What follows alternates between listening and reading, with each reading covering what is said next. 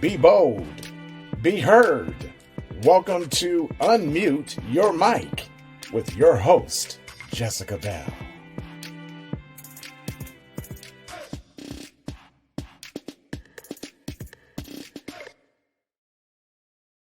The views, information, or opinions expressed during the podcast are solely those of the individuals involved and do not necessarily represent those of Unmute Your Mic. Hello, everybody. Welcome to another episode of Unmute Your Mic. My name is Jessica Bell. I am your host from Kansas City, Missouri. If this is your first time tuning in, thank you so much for tuning in to the Unmute Your Mic podcast. If you are returning, thank you as always for being a loyal follower and subscriber. I have a very special guest with me today. Her name is Chrissy Kyles. She's from Oklahoma, and I am really excited to get to know her, learn her story, and really just be inspired by some of the things that we're going to talk about. Chrissy, thank you so much for agreeing to be on my platform. If you could just tell us a little bit about you and we can get this thing going. Yeah, thank you for having me. First of all, my name is Chrissy. I work in higher education and I have for 4 years now. Currently, I work in career services and I've been doing this almost 2 years now. So about half my time is in career services. I am actually in school right now for a master's in mental health counseling and plan to become a licensed therapist after I graduate in a couple of years. I'm not sure if I want to try to fast track it and make it 2 years or slow it down and finish in 3, but within the next 5 years, becoming a licensed professional counselor. The plan right now is to stay in higher education and pivot into university counseling once I have my license. But I'm also currently thinking, maybe having my private practice on the side once I get some years of experience under my belt, or maybe even community-based counseling. But that's me and where I'm heading. That's awesome. And so let me ask you, what was it that made you choose the major that you have now? You said mental health, and you also mentioned like higher education. What was it that led you down that road? Yeah. So when I was in college, I feel like I knew even early on in my K-12 education that I wanted to be a teacher. So I have actually an undergrad in secondary education. So I thought I was going to teach in a high school or middle school setting. But then I came to realize the advisors that I had in college, I feel like really helped shape who I was and helped me honestly get through college. So I was like, you know what? It'd be cool to be able to give that back to the college students that come in behind me. And so I think when we're younger, we're only exposed to like the jobs that our parents or caregivers did, and then our friends' parents. And so you really don't know what's out there. So when most people think of higher education, I think they think about just professors and like administrators. But there's a whole nother field, which is called student affairs, which they're the people that are not professors that help students. So I was like, oh, this is still in the realm of education and I could still help students. But I feel like college was a little bit more exciting, or a lot more exciting than the high school setting. So that's why I wanted to work in higher education. And then what led me to mental health counseling now, I have seen just even my short time in working in higher ed, how mental health, I feel like the mental health of college students, we hear so much more about higher rates of depression, anxiety, sadly, suicide, and just other mental health challenges. And it seems like every year it gets sadly worse and worse. And so I'm like, yeah, I want to be able to feel like I could do more than I do in my current role, and be able to have that licensure to be able to do that. And plus, the other reason is I know in my own experience in receiving counseling and going to a therapist, it has really been beneficial. But I feel like it was hard for me to take that first step, because not to just put this on the whole Black community, but I feel like therapy is just now becoming okay in the Black community, or people are more receptive to going to therapy. And so I feel like that was a barrier to hold me back. Like, oh my gosh, people are going to think I'm weak, or like, I'm a Christian. And so I felt like people would think like, oh, I don't trust God enough because I'm going to a therapist. So I hope to be able to reduce that stigma for Black students, but other students of color, and so that they will see themselves represented in the counseling center and maybe feel a little bit more comfortable in making that first step in going to counseling. So you brought up a great point, and I wasn't even going to say it, but you went there. So let's talk about it. I think this is really important because, like you said, you don't really want to put it on the entire Black community. But I do know that therapy or counseling is something that's often shunned. Or like you said, especially being a Christian, I'm a believer too.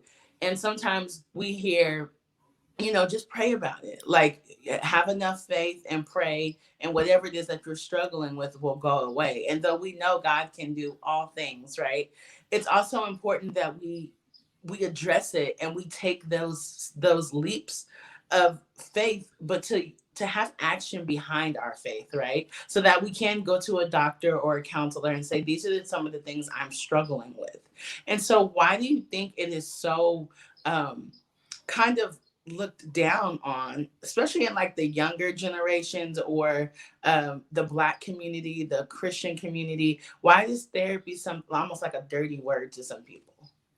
I think it's kind of twofold in my opinion. I feel like for one part, they look at you like, they feel like therapy they associate with, oh, that's for the people that really are off the deep end. They kind of have more of the challenges like schizophrenia, bipolar, that are really hard struggles. I don't want to say hard struggles, but it's very different than depression and anxiety. So I feel like they kind of box in like reasons to go into therapy. Oh, that's only for people that really truly have worse, I hate to say it like that, but worse mental health challenges than just depression and anxiety, when it's just like, no, those depression and anxiety are mental health challenges as well. And I think people sometimes think like, well, I don't have it that bad, so I don't think I need to go to therapy. But it's really like, part of therapy helps you to learn coping strategies. And a lot of times we're not taught that growing up. And so even if you are experiencing even stress, honestly, you could go to therapy to learn coping strategies. So I think number one, it's because people think, oh, therapy's only for if something traumatic really happened to you, or if you have mental health struggles that require medication sometimes.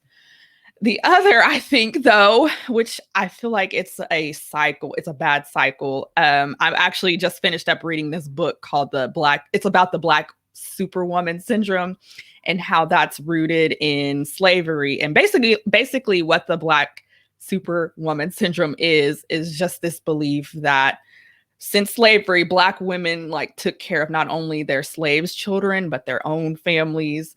And so they were basically running the show, but they had so many responsibilities put on their shoulders that it felt like they couldn't even like have their own needs met because they were trying to meet the needs of everyone else. And so that is rooted from years ago. And I feel like, I know I struggle with this sometimes as a Black woman, like feeling like I have to take care of everyone first. And then by the time it's time to take care of myself, it's like, I don't even have the energy to do it. And so I think having that syndrome, it makes it also hard to ask for help. And I feel like therapy is basically asking for help. And so I think, at least for Black women, sometimes not feeling like they can allow themselves to ask for help is one of the barriers that causes people not to go to therapy. And of course, not feeling like they are represented in therapy. So there's not, I think whenever I first applied for my program, I heard something that said only 4% of therapists are Black. And so that's not a lot of Black therapists. And so I feel like, I know I'm more comfortable when I'm talking to someone that looks like me, but there's not a lot of us out there counseling. And so I think that's also another barrier. Yeah, and representation matters. You know, going someplace, or especially when you're going to be vulnerable and share yourself. If I'm talking to somebody who I can kind of relate to, I feel like they know more what it's like to be in my shoes. And so I don't have to try to spend half the time trying to explain to you what it's like to be a Black woman, or how it's like in society right now, because they're also coming from that same perspective. And so I think that's so important. And I think that statistic is really important for us to know, because, often we feel like, even when we're like picking careers or deciding what it is we want to do, we don't really know how many areas we're actually needed in. And sometimes you have people going to school, and we're just kind of all going to school for just random things. But there are some things in our specific communities that are actually really needed, and that can help the generation coming up behind us, because they'll be able to have someone that they can relate to. So not only being saying, hey, I can go to a counselor or a therapist that looks like me, but hey, maybe this is even a career I can strive for, because I've seen other people who look like me go and get this degree. And I think that's so important. And another thing, like you said, I feel like in the Black community, it's kind of like that whole don't tell anybody your business thing. And, what happens in the family stays in the family. And so I think kind of breaking that stigma off too, that the only way we're going to get out of some of these generational cycles that we're in is for somebody to break that mold and step out and say, hey, just because this is normal with my mom and my grandma and my great grandma doesn't mean I want to continue that and pass it on to my children and my children's children. And so have you felt any of that, like stepping out and even like going to counseling or picking your career? Have you felt kind of the weight of having to break off that cycle in your life? Yeah, definitely. And I made a post recently, speaking of generational like wealth, and I feel like we think about generational wealth in terms of money, but I feel like, we talk about wealth, but I feel like generational healing is a big thing too, because I think it matters just as much as generational wealth does.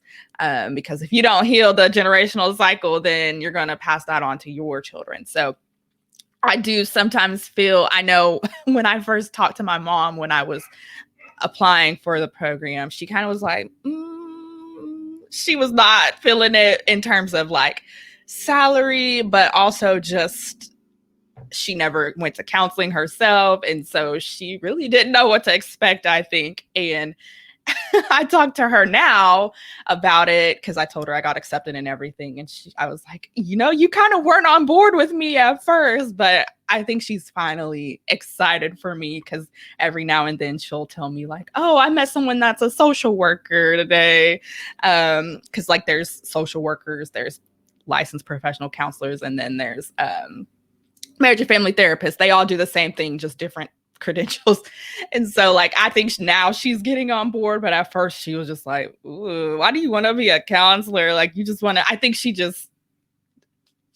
has no exposure to it. So she kind of has an idea in her head of what counselors do, but has never experienced it. So that kind of felt hard, because you do want your parents to kind of, I think I wanted that validation a little bit, but when you're going on a road that no one in your family has done before, it does feel lonely sometimes because you're the first to do it. So yeah, I've felt that in a lot of ways, even with my decision to apply to become a counselor, or to go to school to become a counselor in the first place. And so I can only imagine once I actually am a counselor, just like that feeling times 10, because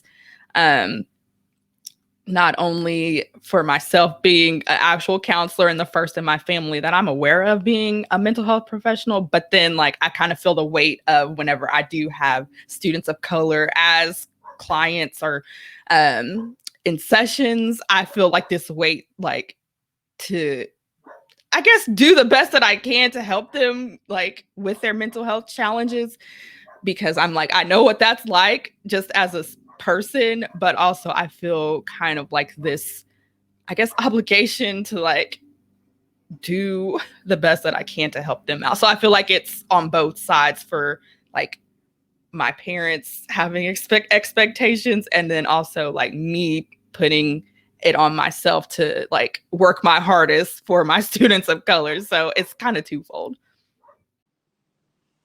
If you're just now tuning in to this episode of Unmute Your Mic, I am currently talking to Chrissy. She is from Oklahoma, and we are talking about mental health in the Black community. So please continue to listen and tune in. And so how do you keep your mental state healthy? Because I'm not even, I'm not in that field. I actually do early childhood education, but sometimes you can carry, like you said, you can carry the weight of other people's trauma or other people's things that they're going through. So how do you keep your mindset clear enough to be able to pour out to other people, but also make sure that you're not emptying your well? The number one thing, I go to counseling myself. I think it's important, and a lot of counselors I talk with say that they go to counseling themselves because, like, when you're taking on a lot of people's stories, that can add a lot on you because you're going to be thinking about them after the counseling session, right? And so a lot of counselors, I think it's good practice for them to go to counseling themselves to be able to keep their mental health strong enough for their clients. So that's the number one thing I'd say. Also, like, I will take a random day off of work because I work full time. So I usually will take a Friday off of annual leave. I've gotten to a point where I used to feel like, I guess, guilty for using annual leave if it wasn't for like a legitimate reason. But I've started implementing that last fall, and I'll take a Friday off and do whatever I want to do for myself. So like sometimes that's a trip to Target because we don't have one where I live currently. It could be just a day where I read for pleasure instead of having to read for class. So like using my paid time off and not feeling guilty about like, oh, this wasn't legitimate, when really your mental health is a legitimate reason. So I've been implementing that. And it's something I look forward to, especially with the pandemic, with a lot of things that were closed down this past year. So I think it gave me a little bit of light at the end of the tunnel, because I think we got to a place where it was hard to look forward to things because it was like, what can we do? So those are kind of my top two. And then I'm actually taking off the Friday before Memorial Day weekend just to make it a long, long weekend. And I'm just like, I kind of want to just book a hotel room. Like, it could be even like an hour away, but just to have like not be in the house, because I feel like these four walls, I feel like I've seen too much of them the past year, and I'm ready to like have a staycation, I guess. So like that's what I'm doing, like more recent, I guess, in a couple weeks just to practice self-care. I was going to say self-care is so important. And I think sometimes it's downplayed because it's like, even when you mentioned the superhero, the superwoman syndrome, right? It's like we're pouring out and we're giving to everybody around us. And just, it's kind of in our nature to make sure that everybody else is good. And then, like you said, by the time it's just you and yourself, you're just like, I'm tired. I don't want to do anything. I'm just ready to tap out. But that's not healthy, because we need to have that time to be able to pour back into ourselves and be like, hey, okay, are you good? Like sometimes asking ourselves the questions that we ask other people all the time, I think is really important. Yeah, it is. And that makes me, so I wanted to touch on a couple of other things too. And I was reading your bio, and you mentioned the imposter syndrome. And so I wanted to just touch on that for a second. If you could just kind of explain a little bit about what that is and how maybe you've experienced it. Yes. Imposter syndrome is something a lot of people ask me to talk about. So I'm just like, I don't mind talking about it because of my own experience with it. But basically, imposter syndrome it's a psychological thing. And you basically, can't really own up to your accomplishments because you feel like people are going to find out that you're a fraud or that you're fake. And so that's where the word imposter comes from. So I know, for example, in my own life, I can think of two distinct times that I've really felt the imposter syndrome. One was in grad school. I have a master's in education as well, in higher education. So I've been in grad school before. But my last year of that program, I felt it because during your last year, you're doing your research and your capstone project before you can graduate. And so I have no research background at all because I went to a college that was not a research institution. So I felt it really bad, like, oh my gosh, they expect me to like be able to pass this and I have no research background. But, that's the reason why you take a research class, right? So I actually passed that class with an A, and I got an A in my capstone. But I just remember feeling like, why did they accept me in this program? And just really being hard on myself and feeling like I didn't deserve to be there. But in the end, I really did, because it's just like, okay, there was a reason that they accepted you into the program. And also there's a research class built into the program for you to learn how to do research. They don't expect you to know how to do it. So I think also it was multiplied by the fact that it was my last year. And so I knew I was going to be on the job search soon. And so I kind of had a rough job search during grad school. I started in like February, the semester I was graduating, and I didn't get a job until the end of July. So it was almost a 6-month job search for me. So I really was feeling it bad, because I was like, okay, all these people say I'm a hard worker and like I am a good student. So why am I not landing a job in the field that I'm literally finishing up a degree in? And so I think just the challenges of going to a second round interview, but then like finding out I didn't get the job. So it was just like, oh my gosh. And not to mention the many rejection emails. So I think my last year of grad school, I felt it really bad. And then again, in my current role, I felt it like about 3 or 4 months into my job. So I work at a institution. It's a research institution, actually, and it's our second largest in our state. And so I think I was just overwhelmed with how big the school was, just learning everything there was to learn about my role and the university as a whole. And I really remember distinctly thinking like, oh my gosh, why did they hire me? I must have fooled them in the interview or something, because I just don't feel like I belong.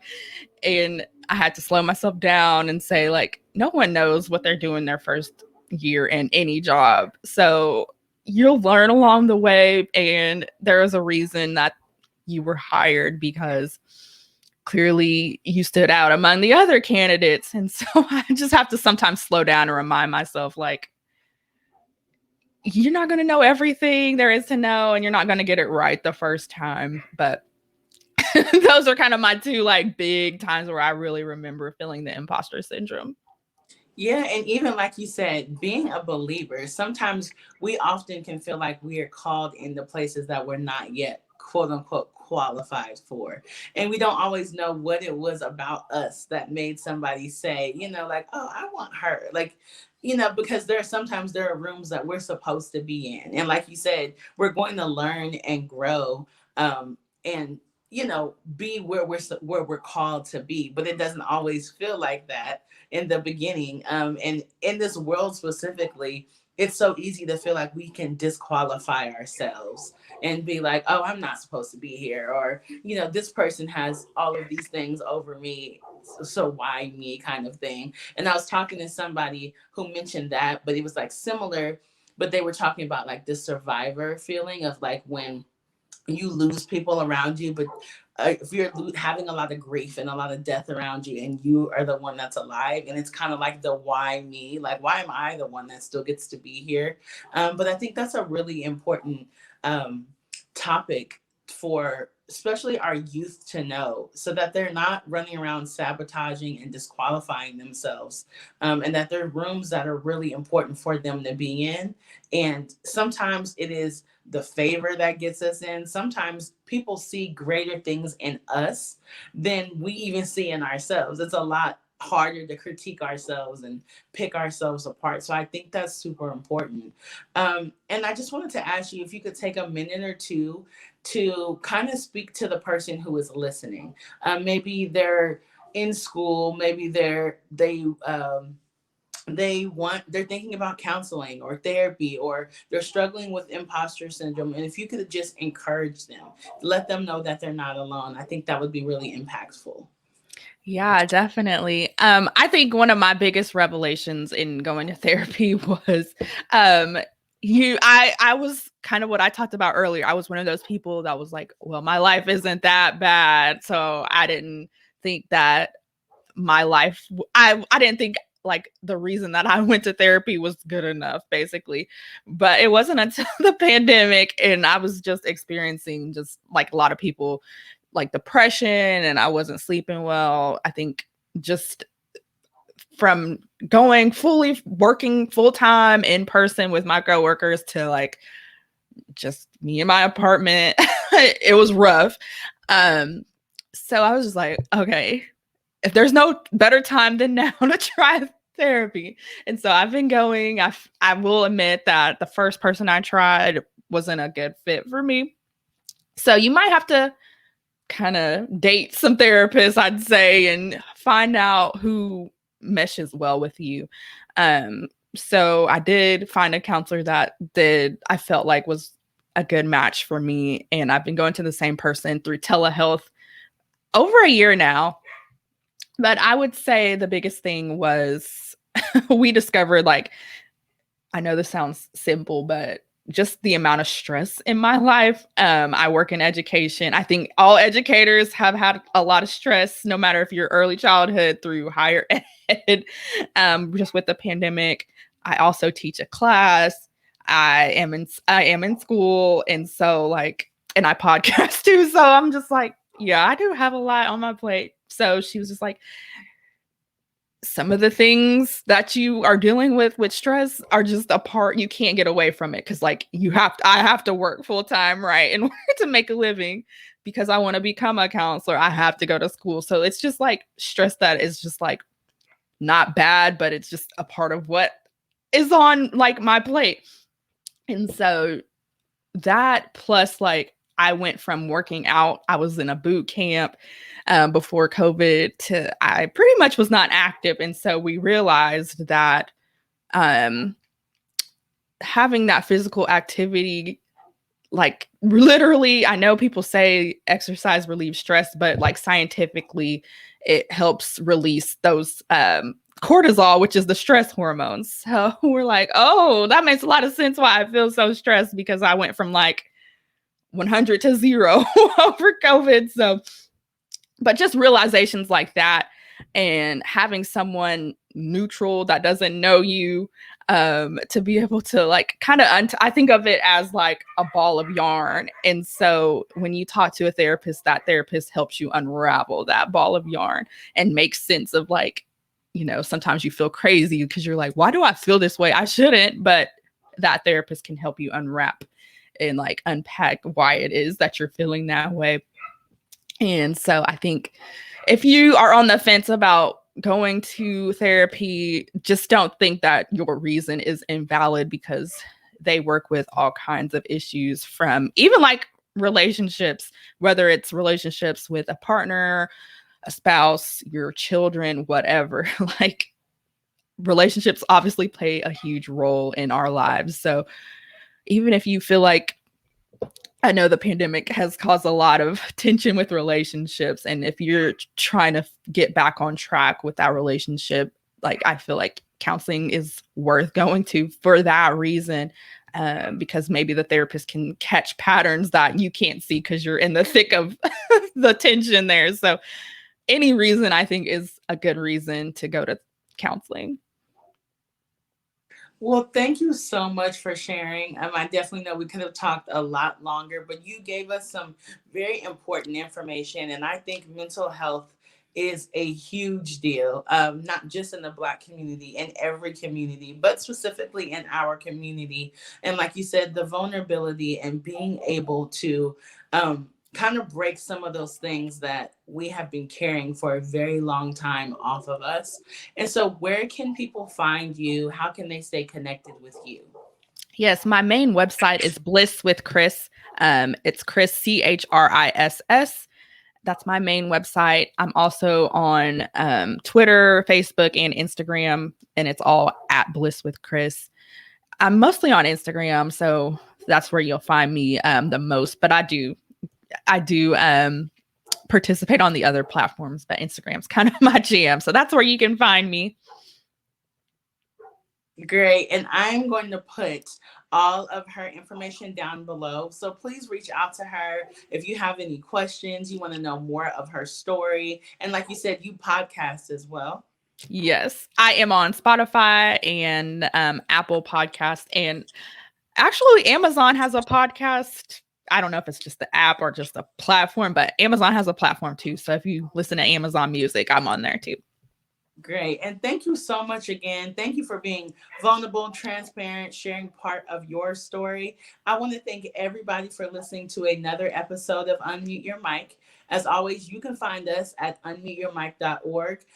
There you can subscribe to our newsletter, read our blog. We are also on YouTube, Facebook, Instagram, Spotify, and Apple Podcasts. Thank you all for tuning in for another episode. Chrissy, thank you again for sharing your story.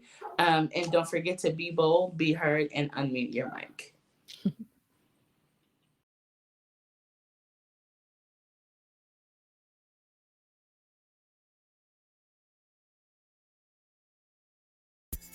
Thank you for tuning in to Unmute Your Mic. Be sure to tune in next time when Jessica takes her mic off mute as she continues her journey to find stories that inspire and uplift our communities.